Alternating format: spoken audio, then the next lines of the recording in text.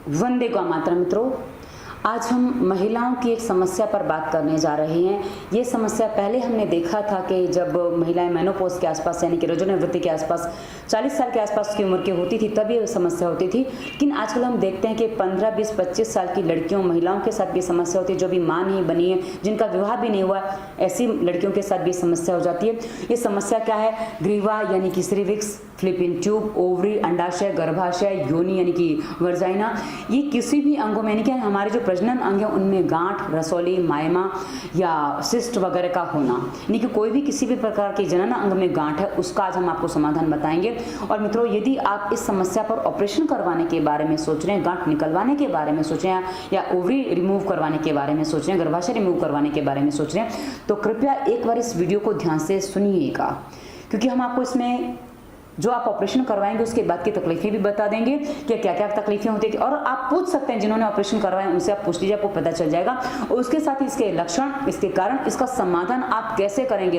मित्रों, यदि आप हमारे निर्देशों को ध्यान से सुनते हैं, पालन करते हैं, तो इस समस्या से आपको दोबारा कभी जूझना नहीं पड़ेगा। और जो महिलाओं को अभी जो माँ नहीं बनी और माँ नहीं बन पा रही हैं उनको इस समस्या के कारण, तो आप यदि हमारे निर्देशों का पालन करते हैं तो आप 100% माँ बन पाएंगे। आपको कोई समस्या नहीं कि आपकी जितने भी ब्लॉकेज है, जिस भी अंग में ब्लॉकेज है, ये सारे के सारे आपके निकल जाएंगे। आपको कोई टेंशन नहीं रहेगा, बस समय लगेगा। क्योंकि यदि आप ऑपरेशन करवाते हैं, इन अंगों में कहीं भी ऑपरेशन करवाते हैं, तो क्या होता है, आपको 7 से 15 दिन का बेड हॉस्पिटल में एडमिट होना होता है। उसके बाद आपको करीब करीब 2 से 3 महीने का बेड रेस्ट होता है। ऐसी स्थिति में आपको करीब 3-4 महीने ऐसे निकालने पड़ जाते हैं। और यदि आप हमारे निर्देशों का पालन करते हैं तो 2 से 6 महीने में आप प्राकृतिक रूप से अपने बॉडी को क्लीन कर पाएंगे। क्योंकि ये जो ऑपरेशन करवाएंगे इसके बाद की समस्या क्या वो भी मैं आपको बता देती हूँ, ताकि आपको स्पष्ट हो जाए। तो यदि आप अभी माँ नहीं बनी है तो अक्सर डॉक्टर आपको कहते हैं कि भाई यदि आप माँ नहीं बनी, आप गांठों को रिमूव करवा दीजिए, गांठें निकलवा देंगे, उसके बाद आप नॉर्मल हो जाएंगे। लेकिन गांठें निकालने के लिए जो आपको दवाइयां वगैरह खानी होती है, जो ऑपरेशन आप करवाते हैं, इससे जो आपकी जो दवाइयां बॉडी में जाती हैं, तो आपकी बॉडी में जो एक हीट जनरेट होती है, गर्मी बढ़ती है, जिससे कभी कभी कब्ज रह जाती है, किसी किसी को दूसरी तकलीफें बढ़ जाती हैं, गैस होती है, एसिडिटी होती है, किसी के पेट में गर्मी बन जाती है, आंखों में गर्मी, सर में गर्मी हो जाती है, किसी को घबराहट जैसी, बेचैनी जैसी भी होती है। ये गांठें निकालने के बाद की समस्या है। और उसके बाद गांठों की टेंडेंसी खत्म नहीं हो जाती, दोबारा गांठें बन जाती हैं। तो कभी एक अंग में अभी थी, अभी गर्भाशय में थी, तो अभी फ्लिपिन ट्यूब में हो गई, कभी ग्रीविया में हो गई, कहीं ना कहीं और गांठें बन जाती हैं। और किसी किसी को बाद में दोबारा गांठ चेस्ट में भी आ जाती है। तो एक समाधान के पीछे आप दूसरी समस्याएं खड़ी करने जा रहे हैं। तो यदि आप इससे बचना चाहते हो, आगे के निर्देशों को ध्यान से सुनिएगा। अब मैं आपको बता दूं, जो महिलाएं अभी जिनको बच्चे वगैरह हो चुके हैं, मां बन चुकी हैं, तो कई बार डॉक्टर कहते हैं अब आपको इसकी जरूरत नहीं, आप इसको निकलवा दो। और आप इस अंग को निकालने के बारे में सोच रहे हैं, तो उसके परिणाम क्या, पहले वो भी सुन लीजिए। क्योंकि आप, जैसा कि हमने पहले ही बता दिया, ऑपरेशन करवाएंगे तो आपको कितने दिन अस्पताल में और बेड रेस्ट करना पड़ेगा। उसके अलावा मित्रों, आपको और क्या क्या करना पड़ेगा कि जब आपको ये हो जाता है, उसके बाद आपके शरीर में गर्मी बढ़ती है, पेट में गर्मी बढ़ती है। किसी किसी को, सबको साथ में एक जैसी समस्या नहीं होती, जिसकी जैसी प्रकृति होती है उस अनुसार समस्या होती है। और किसी किसी का मोटापा बढ़ जाता है। अब जिनकी पित्त की प्रकृति, उनकी गर्मी बढ़ेगी, और जिनको वात की प्रकृति है उनको डिप्रेशन जैसी समस्या लगेगी, और जिनको कफ की प्रॉब्लम है उनको मोटापा बढ़ जाएगा। तो ये सबकी अलग अलग प्रकृतियां होती है, उस अनुसार होता है। तो मोटापा बढ़ जाता है, किसी किसी को बीपी, शुगर या थायराइड, क्योंकि डिसबैलेंस होता है तो थायराइड भी हो जाता है, तो ये समस्या हो जाती है। उसके अलावा मित्रों, कभी कभी होता क्या है कि योनि में सूखापन आ जाता है, और योनि की गैस की समस्या हो जाती है। और एक बड़ी समस्या, किसी किसी को ऑपरेशन करवाने के बाद भी ब्लीडिंग होती है। तो बाद में हमसे प्रश्न करते हैं ये ब्लीडिंग क्यों हो रही है, तो भी आप ये डॉक्टर से पूछेंगे, बेटर आपको बता पाएंगे। तो डॉक्टर से आप पूछ लीजिए, बाकी आगे के समाधान आप हमसे कर सकते हैं। तो उसके बाद क्या है कि इस कारण से योनि में जो सूखापन आ जाता है, भारीपन आ जाता है, शरीर में एक जो बेचैनी रहती है, घबराहट। और बेचैनी क्यों रहती है, क्योंकि खाना पीना होता नहीं है, पेट में गैस है, कब्ज हो रहा है, भारीपन है, तो बेचैनी होती है। उस कारण से किसी किसी महिला की संभोग की इच्छा नहीं रह जाती है। जब संभोग की इच्छा नहीं होती तो पति पत्नी संबंधों में कभी कभी दरार आ जाती है, जो दरार कभी कभी बड़ा रूप लेती है। और इस दरार के कारण कभी बेचैनी, घबराहट, चिंता, डिप्रेशन जैसी समस्याएं घर कर जाती है। और ये जो समस्याएं हैं मित्रों, ये हर समस्या, हर रोग की जड़ है। इसलिए हम कहते हैं ऑपरेशन किसी समस्या का समाधान नहीं होता। और यदि आप ऑपरेशन से बचना चाहते हैं तो आगे वीडियो आपकी ही समस्या पर है। प्रत्येक निर्देश को ध्यान से सुनिए, निर्देशित वीडियो देखिए, पूरा पालन करिए, 100% समाधान संभव है। चलिए हम पहले इसके लक्षण बता दें कि इसके लक्षण क्या क्या होते हैं। मित्रों, इसके लक्षण में कभी कभी स्राव बहुत ज्यादा, यानी कि ब्लीडिंग बहुत ज्यादा होती है, किसी किसी की ब्लीडिंग रुक जाती है। दोनों ही चीजें बनती है कि ब्लीडिंग ज्यादा भी होना है, रुक भी जाती है। दोनों स्थितियां सबकी अलग अलग होती हैं। इसके अलावा अनियमित मासिक चक्र, यानी कि मासिक चक्र की जो हमारी ब्लीडिंग का जो सर्कल है वो कभी किसी का का 20 दिन का हो जाता है, कभी किसी का 40 दिन का हो जाता है, किसी का 50 दिन का, किसी का 3-4 महीने ही नहीं आता, किसी को ऐसा लगता है जैसे हमारी ब्लीडिंग ही रुक गई है। इसके लक्षण है मित्रों। उसके बाद मित्रों किसी किसी को क्या होता है, खून की कमी हो जाती है। जब ब्लीडिंग बहुत ज्यादा होती है तो खून की कमी हो जाती है, एनीमिक पेशेंट हो जाता है। और उसके साथ ही योनि से दुर्गंधयुक्त स्राव होता है, किसी को लाल होता है, किसी को सफेद होता है, किसी को हल्का पीला होता है, किसी को मिट्टी जैसे कलर का होता है, किसी को हरे जैसा रंग ये भी होता है। मतलब सबके अलग अलग स्राव योनि से होते हैं। अब इतने रंग के स्राव होते हैं, इसमें बदबू भी आती है, तो घबराहट, बेचैनी, ऐसा लगता है क्या हो रहा है शरीर में, समझ में नहीं आता। तो ये स्थितियां कभी कभी बन जाती हैं। और किसी किसी को रुक रुक के पेशाब आता है, क्योंकि प्रेशर जैसा लगता है और पानी कम पीते हैं, तो ऐसी स्थिति में गर्मी जो बनती है उससे रुक रुक के पेशाब आना, जलन होना, चुभन होना, खुजली होना और कभी कभी दाने निकलने की भी समस्या इस कारण से खड़ी हो जाती है। तो इससे आपको बचने के लिए पानी यानी कि स्वास्थ्य नियम हम आपको बताएंगे, उसका पूरा पालन करना होगा। पानी पिएंगे तो ये समस्याओं से आपको छुटकारा मिलने लगेगा। उसके अलावा मित्रों कभी कभी क्या होता है, मल मूत्र का वेग हमेशा बना रहता है, यानी कि ऐसा लगता है कि जैसे पेशाब भी लगी है और मूत्र भी मल भी जाने की पॉटी भी आ रही है, पेशाब भी करने जाना, पर जाओ तो कुछ होता नहीं है। और किसी किसी को पाइल्स जैसी स्थिति भी बन जाती है कि अब मुझे पाइल्स हो गया, ऐसा तो नहीं हो गया, पाइल्स हो गया। और वो प्रेशर होता है योनि का और लगता है कि भाई नीचे जा रहा है। गर्भाशय का प्रेशर होता है ऊपर होता है, पर वो नीचे का लगता है। तो ऐसी स्थिति कभी कभी बन जाती है। और महिलाओं को इसमें अक्सर संभोग में पीड़ा होने लग जाती है और संभोग के बाद किसी किसी को जलन चुभन की समस्या हो जाती है, गर्मी बढ़ जाती है, ये समस्या होती है। और मित्रों एक बड़ा लक्षण मैं आपको बता दूं, किसी किसी महिला को लगता है वो गर्भवती है। जी हाँ, ये जो गांठें होती है ना मित्रों, कभी कभी बहुत रेशे जैसी बहुत बारीक होती है। हर गांठ ये क्या कहते हैं कैंसरस नहीं होती, कोई कोई गांठें कैंसरस होती है। 90% गांठें कैंसरस नहीं होती है गर्भाशय में या गर्भाशय से जुड़े अंगों में, बहुत कम कैंसरस होती है और डॉक्टर बायोप्सी करके बता देते हैं। तो कभी कभी गांठें जो होती है इतनी छोटी होती है कि रेशे जैसी पता नहीं चलती है। और कभी कभी गांठों का रूप इतना बड़ा हो जाता है कि वो ये हमारी जो पसलियां होती है ना, ऐसा लगता है जैसे महिला गर्भवती है, इतना बड़ा पेट हो जाता है और ऐसा उनको मालूम ही नहीं पड़ता। कभी कभी महिलाएं फोन करती, डॉक्टर ने तो बोला हम गर्भवती नहीं और हमें तो ऐसा लग रहा है कि हम गर्भवती हैं, घूमता भी है, सब कुछ होता है, पर वो कभी कभी गांठों का ही रूप होता है और इतना बड़ा हो जाता है। और मित्रों कभी कभी एक बात और बता दूं, ऐसी स्थिति में जो आपको ब्लीडिंग ज्यादा होती है, ब्लीडिंग कम होती है, दोनों स्थितियां जो बनती हैं, तो कभी कभी आप घबरा जाते हैं। ज्यादा ब्लीडिंग होने से भी घबरा जाते हैं, नहीं होने से भी घबरा जाते हैं। हम दोनों के समाधान आपको बताएंगे, क्यों हो रहा है हम आपको समाधान बताएंगे, कारण भी बताएंगे और पूरा आपको समाधान देंगे, ताकि ब्लीडिंग जिनकी नहीं हो रही उनकी हो जाए और जिनकी हो रही है उनकी रुक जाए। और नहीं रुकती है तो क्यों नहीं रुक रही है, ज्यादा ब्लीडिंग हो रही है, आपको क्या करना है, पूरा डिटेल में आप जान लीजिएगा, ताकि आप घबराए नहीं, डरे नहीं, परेशान ना हो। तो ये हमने आपको इतना भी बता दिया लक्षण। अब हम आपको बताते हैं इसके कारण क्या होते हैं। मित्रों इसमें सबसे बड़ा जो पहला कारण होता है ना, आनुवंशिक होता है, यानी कि माता को जो समस्या होती है, कभी कभी बच्चियों को यानी कि लड़कियों को समस्या हो जाती है और ये समस्या उनको घेर रहती है। जैसे मेरी माँ को जब उनको मेनोपॉज आया था, उनको बार बार सुबह दवा नहीं खाती तो दोपहर में ब्लीडिंग हो जाती थी, ऐसी समस्या उनको होती थी। तो मैं पिछले 2 साल से मैं कोई दवा नहीं खा रही हूँ, मैं अपने निर्देश जो आपको देती हूँ वही पालन करती हूँ। तो मैं देख रही हूँ पिछले 2 साल से मैं जिस समस्या से जूझ रही हूँ कि कभी भी मुझे ब्लीडिंग होता है, हफ्ते में 5 दिन भी हो जाती है, हफ्ते में 1 दिन भी हो जाती है और थोड़ा सा स्पॉट आके चला जाता है, बस उतना ही होता है। पर हाँ परेशान तो करता है, पर मैं टेंशन में नहीं हूँ क्योंकि मुझे पता है मेरी माँ को हुआ था, होगा, होने दो। पर हाँ दवाइयाँ मुझे खानी नहीं, से मैं दवाइयों को अवॉइड करती हूँ, मैं दवाइयाँ बिल्कुल नहीं खाती हूँ। तो ये मैंने आपको इसलिए बताया ताकि आपको ये चीज 2-4 हो रही हो तो आप थोड़ा मन को शांत कर लो। अच्छा, अब ये एक चीज होती है। उसके बाद मित्रों कभी कभी मेनोपॉज के आसपास जो हमारा एस्ट्रोजन जो हार्मोन्स अधिक रिलीज होता है उसमें भी समस्या होती है और कभी कभी प्रोस्ट्रोजन की जो अस्थिरता हो जाती है उसमें भी समस्या होती है। और ये जो समस्या होती है ना मित्रों, इसमें कभी कभी ब्लीडिंग गड़बड़ होती है, उसमें कारण बन जाता है। उसके अलावा मित्रों गर्भावस्था में अक्सर ये समस्या हो जाती है। यदि आप गर्भवती हैं, आपको गांठें हो गई हैं, तो हमारी प्लेलिस्ट गर्भावस्था के सभी वीडियो देखिए, निर्देशों को ध्यान से सुनिए, पालन करिए, आपको समाधान मिलेगा। और इस वीडियो में हम जो आपको आगे बताएंगे, आपको पेट दबने वाला कोई व्यायाम नहीं करना है क्योंकि वो आपके लिए नुकसानदेह, और गर्म चीजें आपको जो हम इस वीडियो में बताएंगे आप कोई भी सेवन नहीं करेंगे, आपके लिए हानिकारक है। आप चूना ले सकते हैं, हम बताएंगे कैसे लेना है। और उसके अलावा मित्रों आप इस वीडियो के अनुसार कपालभाति, बाह्य प्राणायाम, अग्निसार और सूर्यभेदी प्राणायाम नहीं करेंगे, बाकी प्राणायाम आप कर सकते हैं। तो आप निर्देशों को ध्यान से सुनिए। गर्भावस्था प्लेलिस्ट का वीडियो देख लीजिए, उसका पालन करेंगे तो भी आपको समाधान मिल जाएगा, वो आपको बेटर समाधान देगा। अच्छा, अब मैं आपको बता दूं, हम कई बार गर्भ निरोधक गोलियां खाते हैं। उसके अलावा महिला में एक समस्या और होती है कि कुछ जगह ये छुआछूत होता है, यानी कि पीरियड्स में साइड पे बैठा देते हैं। तो ऐसी स्थिति में महिलाएं कभी कभी पीरियड्स लंबे करने की दवाइयां खा लेती हैं। जो पीरियड्स लंबा करने की दवाइयां खाती हैं, जो आप गर्भ निरोधक गोलियां खाते हैं, ये आपके हार्मोन्स को अच्छी तरह से डिसबैलेंस करते हैं और ये डिसबैलेंस ही आपके गर्भाशय की गांठों का बहुत बड़ा कारण बन जाता है।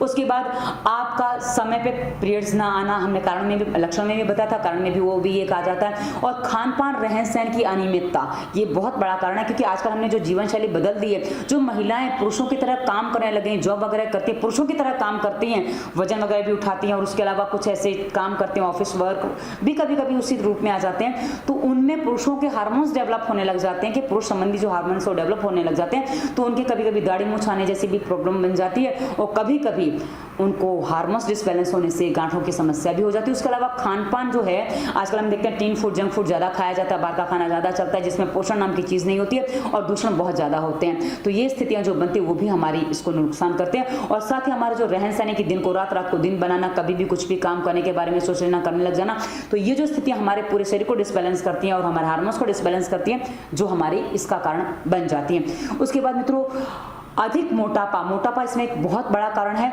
और ये एक ऐसा कारण है मित्रों कि जिसमें हम मोटापा बढ़ने में हार्मोन्स बहुत ज़्यादा डिसबैलेंस होते हैं, वो भी एक समस्या होती है।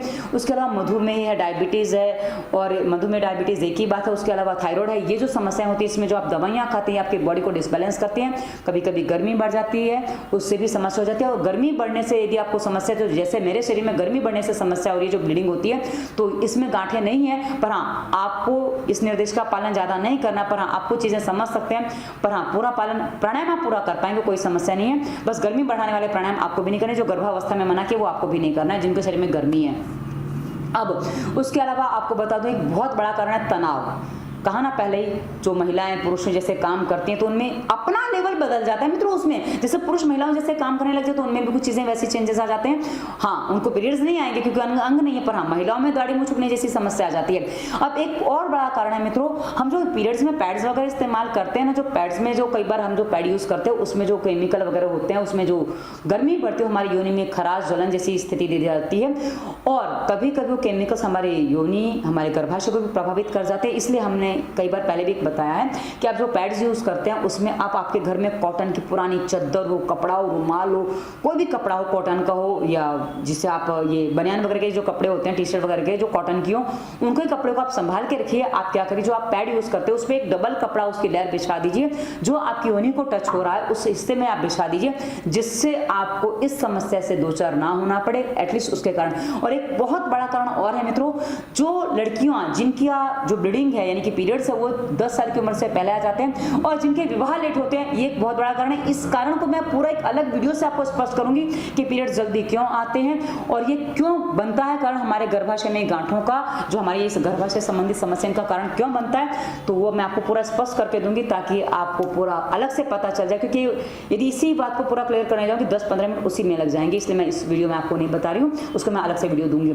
तो अभी हमने आपको कारण स्पष्ट कर दिया, अब हम आपको इसके समाधान की तरफ ले जाते हैं। समाधान में हम सबसे पहले आपको बताएंगे कि आपको क्या खाना चाहिए, क्या नहीं खाना चाहिए, क्योंकि आपको ये समझना बहुत जरूरी है। खाना नहीं खाने में आपको बता दूं कि आपको जो सबसे पहला काम करना है कि आपको मौसमी फल, मौसमी सब्जियां खानी है। आपके यहाँ जो भी मौसम चल रहा है, जो मौसम अभी चल रहा है, उस मौसम में आपके आसपास सब्जी और फल कौन कौन से मिल रहे हैं, कौन कौन से उग रहे हैं, सस्ते मिल रहे हैं और उग रहे हैं, वो फल और वो सब्जियां आप सेवन करेंगे, ये आपको आपके शरीर में बहुत अच्छा काम करेंगे। और आप जो सब्जियां बनाएंगे, जो दालें बनाएंगी, जो भी आप भोजन बना रही है ना, कम से कम अपने लिए, बाकियों के लिए बनाए ना बनाए वो दूसरा विषय, क्योंकि कलर खराब होता है तो लोगों को नहीं अच्छा लगता। तो आप जो अपने लिए भोजन बनाएंगे ना, उसको आप लोहे की कढ़ाई में बनाएंगे। जी हाँ, दाल बनाए, फ्राई करनी है, लोहे की कढ़ाई में करिए। सब्जी बनानी है, लोहे की कढ़ाई में बनाइए, ताकि आपके शरीर में जो अधिक रक्तस्राव होता है, उसमें जो खून की कमी होती है, उसको आप लोहे की कढ़ाई से पूरा कर पाएंगे। क्योंकि लोहे की कढ़ाई में भोजन बनने से आपकी बॉडी में आयरन की मात्रा अच्छी खासी बढ़ जाती है, जो आपके शरीर को फायदेमंद होती है। उसके अलावा आपको जो सब्जियां फल खाने हैं, आप अनार भरपूर खा सकते हैं, इससे आपकी खून की कमी दूर होगी। और उसके अलावा टमाटर और पालक का सूप आपको जरूर पीना है। पालक और टमाटर की सब्जी बनाइए, सूप बनाइए, जैसे पीस दीजिए तो सूप बन जाएगा, और ऐसे सब्जी काट के बना लेंगे तो सब्जी बन जाएगी। ये सब्जी आप नियमित खाइए, ये आपके बॉडी में खून की कमी को पूरा करेगा। उसके अलावा गाजर, टमाटर, बीट, ये आपको खाना, पत्ता गोभी, ब्रोकोली और हरी सब्जियां, दूधी, टमाटर, दूधी है, लौकी है, तुरैया है, ये सब जो जिसमें पानी होता नहीं, सारी सब्जियां आप खाएंगे, ये आपके पेट को साफ करने में आपकी सहायता करेंगे। भोजन की बात हम करें, इसके अलावा आपको जो रोटी खानी है, रागी एक बहुत अच्छा पदार्थ होता है। ये रागी संपूर्ण रूप से अल्कलाइन डाइट होती है, तो अल्कलाइन डाइट यदि आप लेते हैं, ये आपके बॉडी में बहुत अच्छा काम करता है। उसके अलावा मित्रों, आपको जो करना है, आपको आटा जो पिसवाना है, थोड़ा मोटा आटा अपने लिए पिसवा लीजिए। 1 किलो गेहूं, 1 किलो जौ मिलाइए, मिलाइए, उसमें 250 ग्राम आप ये चना मिला सकते हैं। ये आप आटा पिसवाइए अपने लिए, इसकी मोटा आटा पिसवाएंगे, इसकी आप रोटी खाइए। ये आपके पेट को भी साफ करेगा, आपके बॉडी को साफ करेगा और ये आपके अंदर से आपको क्लीन करेगा, जो आपके बॉडी को क्लीन करने में और आपके गर्भाशय को भी क्लीन करने में आपकी सहायता करेगा। आपको जो नहीं खाना वो भी क्लियर कर दूं ताकि आपका पथ्य एक बार क्लियर हो जाए। आपको नहीं खाना, आपको मैदे वाली बारीक आटा कोई भी चीज नहीं खानी, रवा मैदा आपको बिल्कुल यूज नहीं करना। आप दलिया खा सकते हैं, जौ दलिया खा सकते हैं, पतंजलि का आता है पुष्टाहार दलिया आता है, वो भी आप खा सकते हैं। ये आपके लिए अच्छा, इसको बनाने का तरीका एक अच्छे से बनाइए, उसको फूलने दीजिए। आपको कुकर में नहीं बनाना, तपले में बनाइए, अच्छे से बनेगा, फूलेगा तो अच्छा काम करेगा। उसके अलावा मित्रों आपको जो नहीं खाना है, आप प्रोटीन फूड, जंक फूड, बाहर का खाना कुछ भी नहीं खाना, अचार पापड़ ये सब आपको अवॉइड करने हैं। और आपको जो खाना देर से पचता है वो आपको अवॉइड करना है। फाइबर वाला भरपूर फाइबर युक्त तो आप भोजन करिए, आप अंकुरित अनाज खाइए, आपके लिए बहुत अच्छा है, ये आपको संपूर्ण पोषण देगा। सलाद भरपूर खाइए, पर सलाद खाने के समय आपको ध्यान रखना है, सलाद आप भोजन से आधा घंटा पहले खाइए, उसके बाद आप भोजन भरपेट करिए। ये आपके बॉडी को साफ करेगा, अंदर से भी साफ करेगा, ऊपर से भी आपको चेहरे को निखार देगा। ये हमने आपको बता दिया। उसके अलावा मित्रों अब हम आपको बता देते हैं कि आपको एक्यूप्रेशर पॉइंट क्या देना, और एक्यूप्रेशर को बताने से पहले मैं आपको बता दूं कि आपको स्वास्थ्य नियम, प्राणायाम, व्यायाम क्या क्या करना है। मित्रों स्वास्थ्य नियम में आपको क्या क्या करना है, आपको इस वीडियो के डिस्क्रिप्शन में पहले प्लेलिस्ट मिलेगी आपको दवा मुक्ति की, जिसमें हमने थायराइड, ब्लड प्रेशर जैसे बहुत सारे रोगों पर वीडियो दिया। ये वीडियो भी आपको दवा मुक्ति का हिस्सा बनेगा। तो आप जो रोग विशेष की दवाइयां खा रहे हैं उनको अवॉइड करने के लिए आप दवा मुक्ति प्लेलिस्ट के वीडियो देख लीजिए। उसके बाद स्वास्थ्य नियम हमने आपको पहले बताया, पानी कम पीना आपकी समस्या है, उससे कब्ज भी होती है, उससे आपके शरीर में गर्मी भी बढ़ती है। तो पानी कैसे पीना, कितना पीना, वो आपको वहां से पता चलेगा। पानी पीने का सही मात्रा अपनाइए ताकि आपके बॉडी में आपको पूरा पानी मिले। तो आपको जो जलन एक्स्ट्रा हो रही है, जो दाने वगैरह आपको होते हैं योनि में, वो सब आपको समाधान उससे हो जाएंगे। और आपको अगले वीडियोस मिलेंगे, नाक में तेल डालना है। नाक में तेल क्यों डालना है, कि नाक में तेल डालने से आपकी बॉडी में जो सांस लेने में जो गर्मी बनती है, वो एक्स्ट्रा हीट जो जनरेट होती है, जिनको गर्मी की वजह से, मेरी जैसे लोग हैं जिनको गर्मी बढ़ने से ब्लीडिंग है, वो वहां से कंट्रोल कर पाएंगे। तो आप नाक में तेल अवश्य डालिए। और जो नहीं है, जिनको ये प्रॉब्लम, नाक में तेल डालने से आपके बॉडी में जो कमजोरी आ जाती है वो आप भर पाएंगे, इसलिए नाक में तेल अवश्य डालिए। और क्या खाना क्या नहीं खाना और विस्तार से कब खाना से वो हमने स्वास्थ्य नियम में बताया, उसका पूरा पालन करिए। उसके बाद अगली प्लेलिस्ट आपको मिलेगी संपूर्ण प्राणायाम की। संपूर्ण प्राणायाम में हमने आपको बताया प्राणायाम आपको क्या क्या करना है, कैसे करना है, करने का तरीका हमने पूरा उसमें बताया। आप करने का तरीका सही पकड़ेंगे तो आपको पूरा लाभ मिलेगा। अब आपको इसमें प्राणायाम जो करने में आपको पहले वो बता दूं, आपको करना है भस्त्रिका, सांसों पे ध्यान 5 मिनट। आपको पूरे दिन में करीब 2 से 3 घंटा, मिनिमम 2 घंटा मैं आपको बताऊंगी कि 2 घंटा यदि आप प्राणायाम करते हैं, कहा ना बेड रेस्ट है आपके लिए, नहीं तो और आपको हॉस्पिटलाइजेशन भी है, कंफर्म है, उसमें कोई दो राय नहीं है और कोई दवा इसमें काम नहीं करने वाली है। तो आप उससे बचना है तो आप 2 घंटे प्राणायाम डेली कर लीजिए, मिनिमम 2 घंटा है, मैक्सिमम आप ज्यादा भी करेंगे। अनुलोम विलोम आप कितना भी करेंगे वो आपकी बॉडी को फायदा करेगा। अनुलोम विलोम प्राणायाम ऐसा है मित्रों, यदि आपकी ब्लीडिंग ज्यादा हो रही है, कम हो रही है, किसी भी कंडीशन में आप करेंगे तो आपको बॉडी में एनर्जी देगा, ना कि आपकी बॉडी को वीक करेगा। इसलिए अनुलोम विलोम प्राणायाम आप हर स्थिति में कर सकते हैं। सांसों पे ध्यान की भस्त्रिका प्राणायाम जैसे हमने बताया, नॉर्मल सांस पे ध्यान करिए, आप हर कंडीशन में कर सकते हैं। कपालभाति जिनको ब्लीडिंग नहीं हो रही है, ध्यान से सुनिएगा, वो कर सकते हैं, पर जिनको ब्लीडिंग ज्यादा हो रही है या लगता है कि फ्लो ज्यादा है, वो बिल्कुल ना करें, कपालभाति अवॉइड कर दें। और ब्लीडिंग नहीं हो रही तो आप कर सकते हैं। उसके अलावा बाह्य प्राणायाम, अग्निसारी, ब्लीडिंग होने में बिल्कुल नहीं करना, ब्लीडिंग ज्यादा हो रही है बिल्कुल नहीं करना, और जिनको ब्लीडिंग नहीं है वो कर सकते हैं। और एक सूर्यभीति प्राणायाम और है, वो आप जिनको ब्लीडिंग नहीं हो रही है वो कर सकते हैं, पर जिनको ब्लीडिंग हो रही है वो ना करें। कपालभाति, बाह्य प्राणायाम, अग्निसार और ये सूर्यभेदी प्राणायाम, ये जिनको ब्लीडिंग हो रही है वो ना करें, और जिनको ब्लीडिंग रुकी हुई है वो ये सारे करेंगे। और उसके अलावा आप जो ब्लीडिंग नहीं हो रही है वो 4 तो करेंगे। उसके अलावा बाकी हम जो प्राणायाम बता रहे हैं, भस्त्रिका, अनुलोम विलोम, भ्रामरी, उद्गीत, उज्जाई विशेष सबको करना है। उज्जाई 5 मिनट उज्जाई करिए, 5 मिनट आप भ्रामरी उद्गीत करेंगे 5-5 मिनट, और 1 से 1.5 घंटा अनुलोम विलोम करेंगे आप। अनुलोम विलोम आपके लिए सबसे बेटर प्राणायाम है, क्योंकि और बाकी जो प्राणायाम आप नहीं कर पाए उसकी जगह आप अनुलोम विलोम और भी कर सकते हैं। अनुलोम विलोम करने से आपके बॉडी के अंदर से पूरी क्लीनिंग हो जाती है, जहां जो गांठें अटकी पटकी पड़ी हो सब आपके माध्यम से निकल जाती है, तो आपको इसमें काफी जल्दी आराम मिल जाता है। और प्राणायाम आपको सारे करने हैं, सारे संपूर्ण प्राणायाम प्लेलिस्ट में आपको विस्तार से मिलेंगे। मित्रों यदि आप प्राणायाम करने में थोड़ी सी चूक करते हैं तो आपको बड़ी समस्याएं हो जाती है। उसके अलावा आसनों के अभ्यास भी आपको करने हैं। आसनों के अभ्यास आप बिना ब्लीडिंग के करेंगे तो ज्यादा अच्छा। ब्लीडिंग में आप आसनों के अभ्यास ना करें, क्योंकि कभी कभी पैर सरकने का डर लगता है और कभी कभी अनइजीनेस हो जाती है तो ब्लीडिंग बढ़ जाती है। तो ब्लीडिंग हो रही है तो आप बिल्कुल भी आसनों का अभ्यास ना करें, आप खाली प्राणायाम करें, आपके लिए पर्याप्त है। आप आसनों के अभ्यास में आपको क्या क्या करना है, एक ये पश्चिमोत्तानासन होता है, है। आपको आसनों की प्लेलिस्ट में आपको आसन विस्तार से मिल जाएंगे। कैसे करना होता है, ये आपने पकड़े पैर और आपको नाक घुटनों से लगा देनी, इस तरीके से। ना लगे कोई बात नहीं, एक एक पैर में लगाइए, जितना झुका जाता है उतना झुकिए, इस तरीके से भी कर सकते हैं, ठीक है। ये आप कर सकते हैं, दोनों पैर में एक एक करके ऐसे कर लिया। उसके अलावा मित्रों एक मंडूकासन आता है। मंडूकासन को आप करते समय ध्यान क्या रखेंगे, मंडूकासन जो आप करेंगे ना, वज्रासन में बैठ जाइए, और वज्रासन में नहीं बैठ पाते आप सुखासन में बैठ जाएंगे, चलेगा। और आपके जो हाथ मंडूकासन में नाभि पर आते हैं, यहाँ आपके हाथ नीचे जाएंगे, नीचे नाभि के नीचे आप रखेंगे, और उसके बाद आप आगे झुकेंगे सांस छोड़ते हुए। ये मंडूकासन का अभ्यास आप मान लीजिए अपने लिए, सांस छोड़ दिया आपने, आगे झुकते हुए, जितना झुका जाए झुकिए। आप ये पीछे से उठ नहीं जाएंगे, इसका ध्यान रखना, ये पीछे से उठ नहीं जाना चाहिए आपका, आप ऐसे ही बैठेंगे। उसके बाद सीधे हो जाइए, जितनी देर रुका जाए, सांस रोक के रुकना है, रुका जाए रुकिए, वापस आ जाइए। एक अभ्यास ये कर सकते हैं। और एक होता है सेतु बंधासन। सेतु बंधासन जो होता है ना मित्रों, ये बड़ा ही सरल होता है, आपको इसको ये आप कर सकते हैं। करवट से आप लेट जाइए, और उसके बाद आपको लेट के क्या करना है, पैर नजदीक लाने, उसके बाद आपको कमर का भाग उठा देना, ऐसे ये उठा दिया आपने, पैर पकड़ भी सकते हैं, आप ऐसे भी कर सकते हैं। मेरे से ऐसे ही हो, जब मैं ऐसे कर दी आप पैर भी पकड़ सकते हैं। इसमें आप नॉर्मल सांस चलती रहेगी, नॉर्मल सांस चलने दीजिए, और आप इस अभ्यास को 2 से 5 मिनट भी कर सकते हैं, ऐसे रुक सकते हैं। इकट्ठा नहीं रुका जा रहा कोई बात नहीं, छोड़ दीजिए, थोड़ी देर बाद वापस आ जाइए। तो आप 2 से 5 मिनट इस अभ्यास को करिए, ये आपको काफी अच्छा काम करेगा। उसके अलावा एक हम बताते हैं, ये सारे आसन प्लेलिस्ट में आपको मिल जाएंगे। एक आता है, एक और आसन होता है जिसे हम अर्ध मत्स्येंद्रासन कहते हैं। ये भी एक बहुत अच्छा आसन है, इस तरह से आप करेंगे, ये आपके गर्भाशय में जो गांठें हैं उसको निकालने में आपकी पूरी सहायता करेगा। ये दोनों साइड से आप कर सकते हैं, एक साइड से मैंने बताया। रुकना है, आसनों के अभ्यास में रुका जाता है, 1 से 3 मिनट आप रुक सकते हैं, 5 मिनट आप रुक सकते हैं, जितनी आपकी कैपेसिटी है ये आप कर लीजिए। इसके अलावा मित्रों हलासन, सर्वांगासन, ये आसन आप कर सकते हैं, ये आपकी गर्भाशय की गांठों को निकालने में आपकी काफी अच्छी सहायता देंगे। अब हम आपको बताते हैं कि आपको पॉइंट कहाँ दबाने, उसके बाद मैं आपको बताऊंगी जिनको ब्लीडिंग ज्यादा हो रही है क्या करना है, नहीं हो रही उनको क्या करना है। अब आपको हम बता देते हैं कि आपको पॉइंट्स कहाँ देने हैं, उसको ध्यान से सुन लीजिएगा और देख लीजिएगा, क्योंकि मैं आपको पूरा दिखा के ही बताऊंगी ताकि आपको स्पष्ट हो जाए। आपको करना क्या है मैं आपको पहले स्पष्ट करके बता दूं। मित्रों आपके जो हाथ होते हैं ना, हाथों में और पैरों में आपके पूरे शरीर के पॉइंट होते हैं। अब पैरों में मैं आपको बता दूं, हाथों में बता दूं, गर्भाशय के पॉइंट हमारे यहाँ ज्वाइंट पे होते हैं, जैसे कलाई का ज्वाइंट है और हमारे पैर का ये ज्वाइंट है। आपने देखा होगा, अब तो मेरे पहन नहीं पा रही इसलिए कम है, वरना आपने देखा होगा मेरे हाथ में अक्सर चूड़ियां बहुत ज्यादा बचती हैं, बोलती हैं। मैं इतनी इतनी चूड़ियां अक्सर पहनती हूँ, कड़े पहनती हूँ, क्योंकि वजन रहता है। और आप ये देख सकते हैं, कई बार आप लोगों ने पूछा कि आप इतने मोटे क्यों पहनते हो, तो ये मैं मोटे इसलिए पहनती हूँ। अब देखिए निशान भी पड़ गया इसका, पर मुझे उससे परवाह नहीं होती है।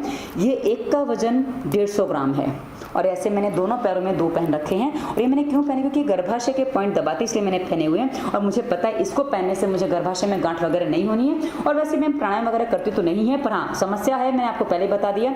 अब आपको करना क्या है, अब आपको जो करना है ना, मैं पॉइंट आपको बता दिए, अब आपको पॉइंट वहां दबाने, ये देखो, इसको जो आप दबाएंगे ना, ये ऐसे करके आप आराम से दबा सकते हैं, ये ऐसे करके आप दबा सकते हैं। ये आपको काफी आपके आराम देगा। ये आप 2 से 5 मिनट करेंगे ऐसे। इससे क्या होगा, आप देखेंगे जब आप ऐसे करेंगे ना, आपको पसीना आ जाएगा। जी हाँ, आप मेहनत नहीं करें, फिर भी जब आप ये काम करेंगे आपको पसीना आ जाएगा। पसीना आ रहा है इसका मतलब आप सही कर रहे हैं। यदि आपको पसीना नहीं आ रहा है इसका मतलब आपने अभी ठीक से पॉइंट नहीं दबाए, आपके पॉइंट ठीक से नहीं दबे हैं। यदि आपको गैस कब्ज की तकलीफ है तो आप पिंडलियां भी दबा लीजिए, ऐसे ऐसे अपनी पिंडलियां दबा लीजिए। कोई दबा दे तो अच्छा लगता है, पर नहीं है तो आपको खुद ही दबानी पड़ेंगी। और ये एक पैर में हमने किया, ऐसे आप दूसरे पैर में भी कर सकते हैं। तो आप थोड़ा ऐसे ऐसे करके दबाइए। ये आपके पैरों में हमने गर्भाशय के पॉइंट आपको बता दिए, इनको आप दबाइए। हम और विशेष नहीं बताएंगे, बस ये आप बस यहाँ से ऐसे पकड़ के दबा दीजिए, ये पर्याप्त है। उसके अलावा मित्रों हाथों में भी आप ऐसे दबा सकते हैं। हाथों में आप कैसे करेंगे, ये आपको हाथ ऐसे कर लेने हैं, ये देखिए इस तरीके से कलाई पकड़ी, ये कलाई मैंने पकड़ी क्योंकि ये जो यहाँ पे सारा हिस्सा जो होता है ना, ये सारे गर्भाशय के पॉइंट होते हैं, ये हिस्से में सारे गर्भाशय के पॉइंट होते हैं। और जब आप ऐसे दबाएंगे ना तो ये आपके गर्भाशय के सारे पॉइंट दब जाते हैं। अब एक एक बताऊं, इससे अच्छा है कि आप ढूंढ पाए ना ढूंढ पाए, ऐसे कर लीजिए, सबसे सरल तरीका है। ये भी आपको पसीना ही निकालेगा, जैसे पैर में किया वैसे दोनों हाथों में आप कर लीजिए, ये आपको काफी अच्छा काम करेगा। अब जो हम आपको आगे पॉइंट बताएंगे, ये आपको एक दिन एक हाथ में करना है, दूसरे दिन दूसरे हाथ में करना है। और जब ये आप एक्यूप्रेशर करेंगे, खाली पेट करेंगे तो अच्छा है, या भोजन के 3-4 घंटे बाद करिए, क्योंकि जैसे पसीना आ रहा है, गर्मी लगती है और कभी कभी किसी को बेचैनी वगैरह हो जाती है, तो ऐसी स्थिति में क्या होता है, किसी किसी को वॉमिटिंग हो जाती है। इसलिए हम कहते हैं भाई खाली पेट करो तो ज़्यादा अच्छा है, नहीं तो भोजन के 3-4 घंटे बाद करो। अब हम जो आपको पॉइंट बताने जा रहे हैं ना मित्रों, इसको आपको बहुत ध्यान से सुनना होगा ताकि आपको स्पष्ट हो सके, वरना आप उल्टा कर लेंगे तो आपको जब ब्लीडिंग होनी चाहिए तो वहाँ ब्लीडिंग नहीं होगी और नहीं होनी चाहिए वहाँ हो जाएगी, तो आपके लिए समस्या क्रिएट हो जाएगी। अब आपको करना क्या है, मैं आपको गर्भाशय के पॉइंट हाथ में दिखा दूँ। आपके हाथ में पॉइंट और कहाँ है मित्रों, आपके हाथ में जो पॉइंट है ना गर्भाशय के, वो एक मैं आपको लगा के दिखा रही हूँ, एक यहाँ मिलेगा इस जगह पे, एक पॉइंट आपको यहाँ मिलेगा और एक पॉइंट आपको यहाँ मिलेगा और यहाँ आपको थायराइड का पॉइंट मिलेगा। ये आपका थायराइड का पॉइंट है, क्योंकि थायराइड जो है ना वो हमारे हार्मोन्स डिसबैलेंस या बैलेंस करने में बहुत अच्छा रोल निभाता है, सबसे अच्छा रोल उसी का है। तो ये आपको पॉइंट लगाने हैं। उसके अलावा एक पॉइंट आपको यहाँ मिलेगा, ये छोटा लगा रही हूँ मैं आपको, मैं बता दूंगी क्यों ऐसा कर रही हूँ मैं। ये 4 पॉइंट आपको यहाँ मिलेंगे इस तरह से सीधे, आप देख लीजिए मैंने आपको हाथ में सारे पॉइंट लगा के दिखा दिए कैसे मिलेंगे। अब आपको जो पॉइंट दबाने हैं ना, दबाने कैसे वो भी मैं आपको क्लियर कर दूं, क्योंकि दबाना जरूरी है पॉइंटों को।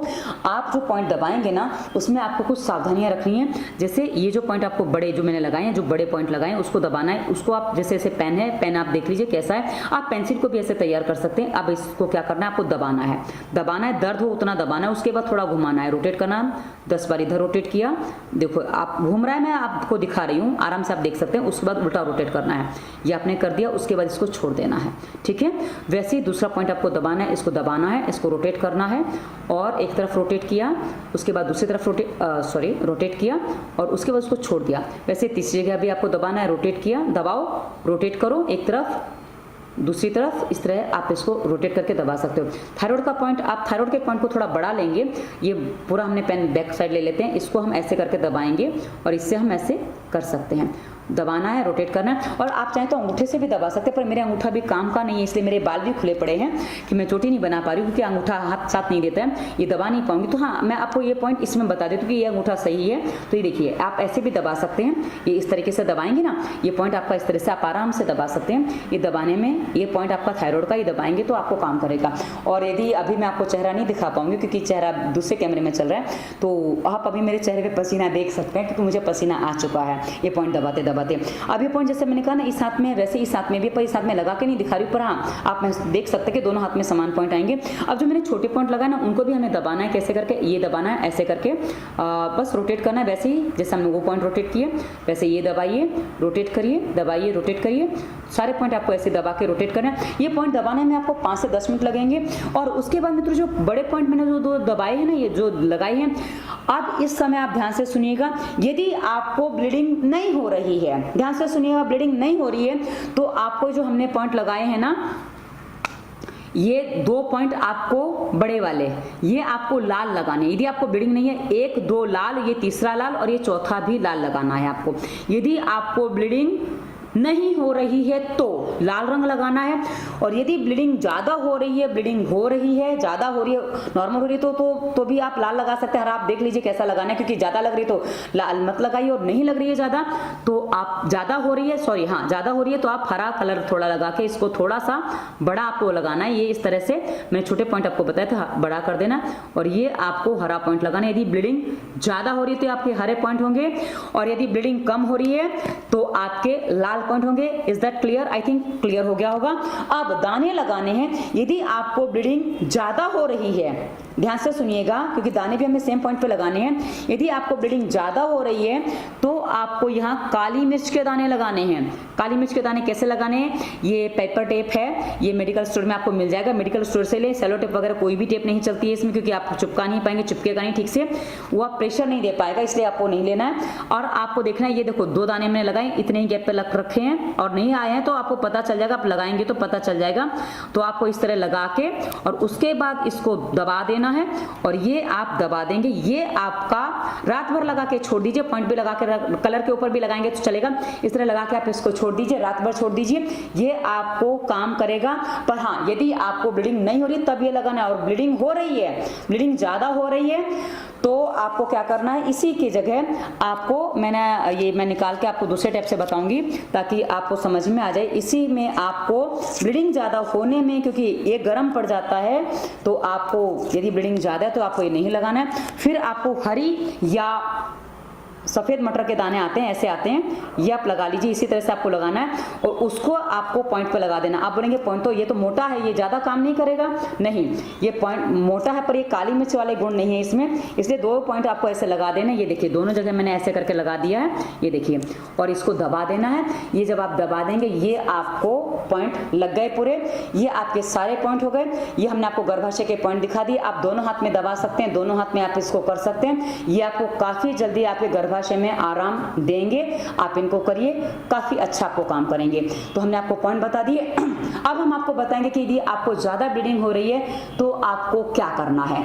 जब आपको ज़्यादा ब्लीडिंग हो रही है तो आपको कुछ घरेलू उपाय करने हैं, घरेलू नुस्खे अपनाने हैं, जिसमें मैं आपको 2 प्रयोग विशेष बताऊंगी ताकि आपकी ब्लीडिंग को आप कंट्रोल कर सकें। मित्रों, उस समय आपको करना है, शीशम के पत्ते आप ले लीजिए। यदि आप जहाँ रहते हैं शीशम के पत्ते उपलब्ध हैं तो आप शीशम के पत्ते ले लीजिए। एक मुट्ठी भर शीशम के पत्ते, 20 से 30-40 शीशम के पत्ते आप ले लीजिए। उसमें आपको क्या करना है, एक इतना सा टुकड़ा मिश्री का लेना है। मिश्री स्वाद के अनुसार आप ले सकते हैं। इसको मिक्सर में पीस के भी आप ग्राइंड करके भी शरबत बना के पी सकते हैं। यदि आपको शरबत नहीं बनाना है तो मैं तो ऐसे चबा के खा जाती थी, मुझे तो ऐसे, क्योंकि शीशम के पत्ते में स्वाद नहीं होता तो चबा के मैं खा जाती थी, मुझे वही अच्छा लगता था तो मैं खा जाती थी। तो आप शीशम के पत्ते सुबह शाम 2 बार प्रयोग कर सकते हैं और 3 दिन से ज़्यादा नहीं करेंगे, क्योंकि 3 दिन से ज़्यादा यदि आप करने जाएंगे तो बॉडी में ठंडक ज़्यादा बढ़ जाएगी, जो आपके जॉइंट पेन को बढ़ा जाएगा और आपको नुकसान कर जाएगा। और यदि 1-2 बार लेने से ही आपको लग रहा है कि जॉइंट पेन आ रहे हैं तो आप आगे ना लें, ये आपको नुकसान कर जाएगा, आपके बात को बढ़ा जाएगा, जो आपको नुकसान जोड़ों के दर्द के रूप में और बढ़ जाएगा। एक समस्या का समाधान करने जाएंगे दूसरी से बढ़ जाएगी, इससे अच्छा फिर आप इसका प्रयोग ना करें। और इसके अलावा एक और प्रयोग आप कर सकते हैं कि यदि आपको ब्लीडिंग ज़्यादा हो रही है, नागकेसर और गुड़हल के फूल गुच्छे वाले नहीं लेने, जिसमें 5-6 पंखुड़ियाँ होते हैं, वो फूल आपको लेना है। वो 2 फूल सुबह खाली पेट आप खा लीजिए। उसके बाद ऊपर आपको साथ में आपको नागकेसर 1 से 2 ग्राम चूर्ण, आप पंसारी की दुकान पर आपको नागकेसर मिल जाएगा, अखा ले आइए, घर में ला के पीस लीजिए, आप पिसा हुआ ले आइए, कोई दिक्कत नहीं है। नागकेसर ले आइए, उसको पीस लीजिए और इसको पीसने के बाद आप इसको, ये गुड़हल के फूल खाए, उसके बाद आपको 2 खाली 1 से 2 ग्राम जितने नागकेसर का चूर्ण आप लेके उसकी फंकी लीजिए। ये आपको 2 दिन लेना पड़ता है, इससे ब्लीडिंग रुक जाती है। और सुबह शाम 2 बार ले लीजिए, खाली पेट लेना है, सुबह भी खाली पेट, शाम को भी। 2 दिन से ज्यादा आपको नहीं लेना पड़ेगा। और लेना पड़ रहा है, ऐसा लग रहा है कि नहीं रुक रही है ब्लीडिंग, तो अब आप इस ब्लीडिंग को मत रोकिए। यदि आप दवाइयां खा के रोकेंगे तो समस्या हो जाएगी, क्योंकि होता क्या, आपके गर्भाशय में गांठें क्यों बनी उसको पहले जानिए। जो आपकी ब्लीडिंग हो रही थी आपने उसको रोका है, जो आपने अवरोध पैदा किए उसके कारण आपको ब्लीडिंग, ये आपको गांठें हो गई हैं। तो यदि आपको ब्लीडिंग नहीं होती है तो ये गांठें आपकी निकलेंगी नहीं, और गांठें आपकी निकलेंगी नहीं तो आपका गर्भाशय साफ नहीं होगा। तो जिनको ब्लीडिंग ज्यादा हो रही है तो आप आराम करिए। वैसे भी आपको बेड रेस्ट करना ही था तो ऐसे आप बेड रेस्ट करिए, पर हाँ, आराम करते करते भी आप सांसों पे ध्यान कर सकते हैं और आप क्या कहते हैं, आप अनुलोम विलोम कर सकते हैं। वहीं यदि आपको दूसरी समस्या है कि आपको ब्लीडिंग नहीं हो रही है तो आप इसमें आप गौमूत्र का प्रयोग कर सकते हैं। गौमूत्र का प्रयोग करने से आपको ब्लीडिंग हो जाएगी। और जिनकी ब्लीडिंग रुकी हुई उसके अलावा एक प्रयोग आप और कर सकते हैं, तुलसी की पत्ती को आप सुबह खाली पेट 20 से 30 पत्तियां आप ले लीजिए, उसको पीस के आप पी लीजिए। इससे भी ब्लीडिंग खुल जाती है, रुकी हुई ब्लीडिंग होने लग जाती है, तो आपको क्लियर हो जाएगा। पर उसके साथ आपको प्राणायाम करना अनिवार्य है। यदि आप प्राणायाम नहीं करते तो आपके शरीर में गर्मी या सर्दी कुछ भी बढ़ सकता है, तो इससे आपको नुकसान हो सकता है। तो आप प्राणायाम भरपूर करिए। हमने आपको पहले ही बता दिया 2 घंटे मिनिमम आपको प्राणायाम करना है। व्यायाम आप 10-15 मिनट कर लीजिए, बहुत है आपके लिए, उससे ज्यादा व्यायाम आपको करने की जरूरत नहीं है, पर हाँ प्राणायाम जरूर करिए, ये आपको पूरा समाधान देगा। अब मित्रों, हमने आपको सारी बातें डिटेल में बताई हैं। मुद्रा में आप एक प्राणायाम करते समय आप ये मुद्रा लगा सकते हैं। जब प्राणायाम की वीडियो आप देखेंगे, ये पेट साफ नहीं तो आप ये अपान मुद्रा लगा लीजिए, गैस की प्रॉब्लम है आप वायु मुद्रा लगा लीजिए। ये मुद्राएं आपको काफी अच्छा समाधान देंगी।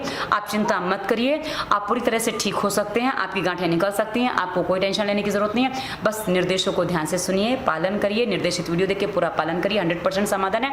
डिस्क्रिप्शन में आपको इंस्टाग्राम, फेसबुक, ट्विटर का लिंक भी मिलेगा ये सारे वीडियोस के अलावा, और हमारा नंबर भी मिलेगा यदि आप चाहते हैं कि भी आपको हमसे बात करनी, कंसल्टेंसी करनी, क्योंकि निर्देश तो वीडियो में सारे स्पष्ट दिए जाते हैं। आप पूछेंगे हम आपको और भी बता देंगे, लेकिन कई बार लोगों को ये लगता है कि भी हमें आपसे बात ही करनी है, तो उसके लिए हमारा नंबर उपलब्ध है आपके लिए।